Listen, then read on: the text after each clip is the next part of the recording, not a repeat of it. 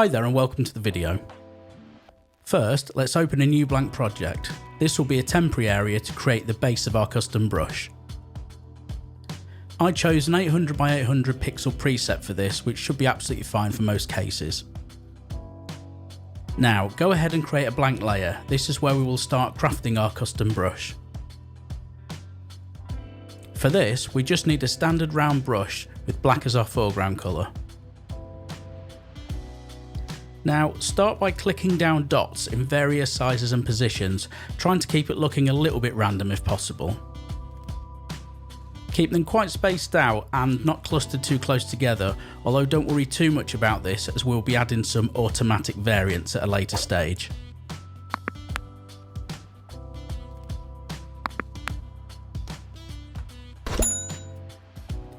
It also works well to have some of the dots overlapping each other slightly. Now, to actually create a brush from this design, go to the Edit menu, then Define New and choose Brush. You should now see it appear within the selection of available brushes. However, we still have quite a lot of work to do in order to get the desired effect, so I'm going to jump back to our main document and walk you through the brush settings that we can use to really transform the brush into something a lot more dynamic. Currently, if we just click, we get a static image of our dot pattern created in the previous step. And if we draw with it, we get a continuous streak of the same pattern, which is no good for what we need, as it's too uniform and boring. So let me clear the canvas and take you through the settings available to spice things up with your own custom brushes. Click on this icon to access the brush settings. If you don't see this, then go to the Window menu at the top toolbar and choose Brush. Let's go through these one by one, starting with Tip Dynamics. If we increase the size jitter value, it will start randomizing the size of the brush up to a maximum of the percentage that we chose. The higher the percentage, the bigger the variance. As you can see, this alone can add some interest to an otherwise static brush. There's a lot more we can change though, but first I'm just going to dial this back a little bit. We'll now move on to Angle Jitter. This adjusts the rotational angle of the brush. For absolute 360 degree effect, set this to 100. Our brush is looking a lot more organic and random now as the rotation angle is constantly changing. Moving on to the Roundness Jitter. If you increase the value here, it effectively adds some more flattened elements to the mix.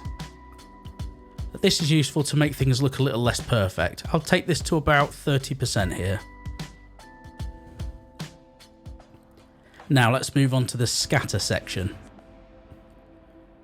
Position Jitter scatters and spreads out the brush. The higher the value, the more scattered it will be.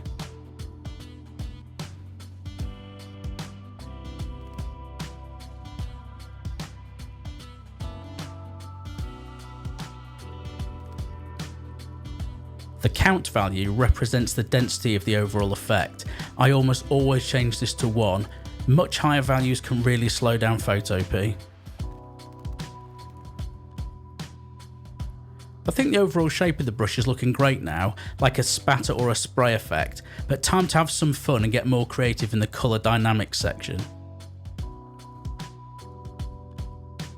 As you could probably guess by now, foreground background jitter mixes between your foreground and background colours, with a higher value making the mix more extreme.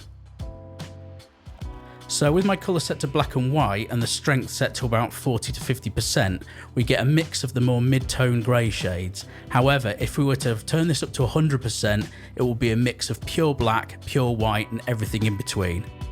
To demonstrate the hue jitter, I'm going to swap to a more vivid brush colour, like this bright red here.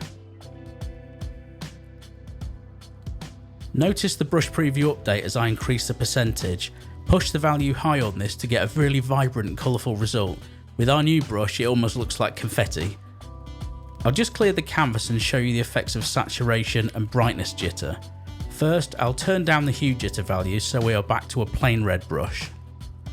By now, there should be no surprises with regard to the effects of these two options, but it's definitely worth showing anyway. Now, I'll take both these values back to 0 and revert to black as our foreground colour once again.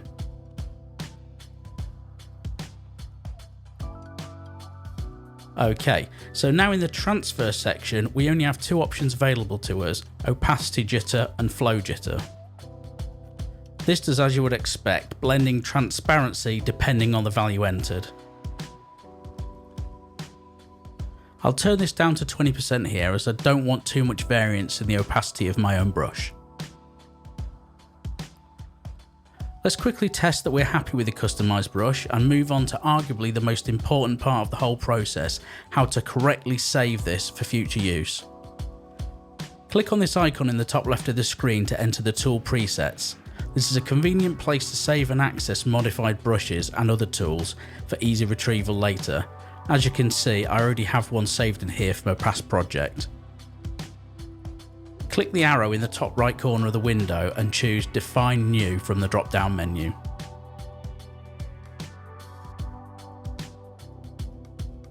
You can now go in and right click to rename your preset to whatever you like.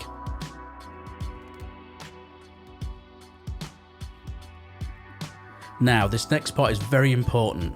For some reason, Photopea doesn't always seem to retain these custom tool presets once closed down and reopened, so we need to take an extra measure to make sure we always have access to our precious custom tools.